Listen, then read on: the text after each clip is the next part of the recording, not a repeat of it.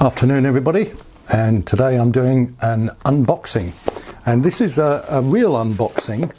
I've taken it out of the additional packaging that it came in, so now I'm going to take it out of this packaging, and there's some bubble wrap on this, so I'll take the bubble wrap off, and I do know what it is that I'm unboxing. Hang on, just using a knife here. Oh, be careful, nearly stabbed myself there. And it is a new camera. I'm very excited about this, and it is the Canon PowerShot G7X Mk, and you'll see quite a lot of YouTube videos about this camera and the unboxing of it. Just one point, I bought it from an online shop called eInfinity, and I think it might be what's called a grey import. Certainly they seem to sell cameras and lenses quite a lot cheaper than other places, but it seems to be the right thing. It seems to be the proper UK model, but I guess we're going to find out. So let's just open the box here. Not quite sure. Oh, here we are. Just taking that off. And as I get into it, there's the instruction booklet, which I ought to read but probably won't. There is a plug, and it's got a UK plug on the end of it, which is useful. Yeah, I was going to say that I looked at a couple of cameras before choosing this one, and I narrowed it down to this one and the Sony RX100 series, which I'm sure all of you are very familiar with. There's a Mark 1, a Mark 2, a Mark 3, a Mark 4 and a Mark 5.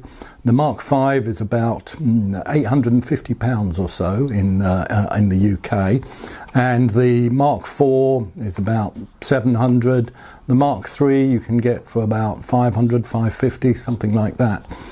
And they get excellent reviews, although everybody seems to comment on the battery life, and everybody comments on how hot it gets, and everybody comments that it can do 4K for 5 minutes and then it cuts out.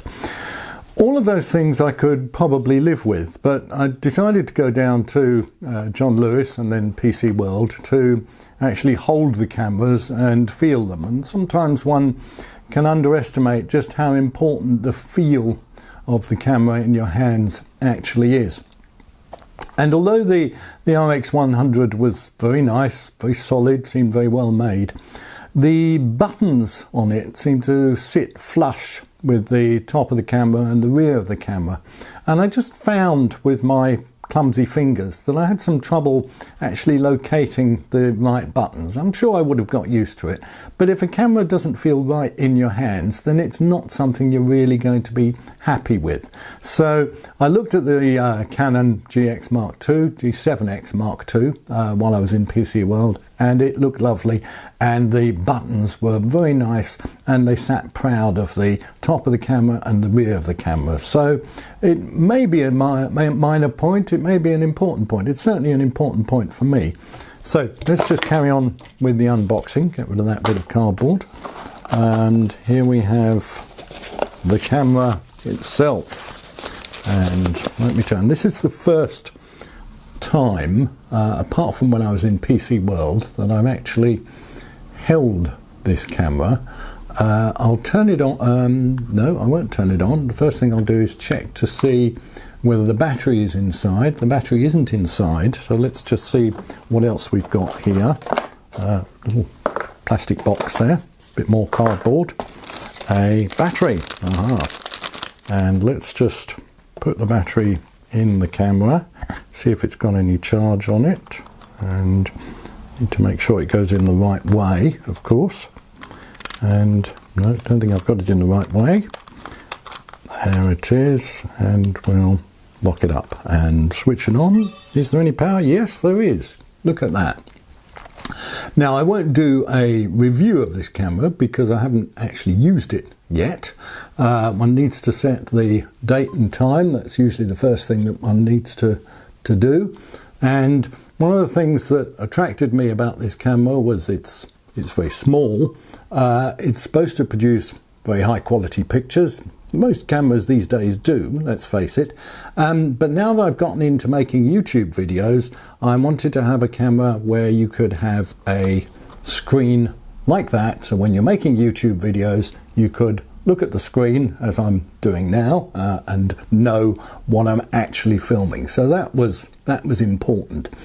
Most of my small cameras up until this point have been Panasonics, and I've really enjoyed the Panasonic series, the Lumix LX2s, LX3s, which I still have.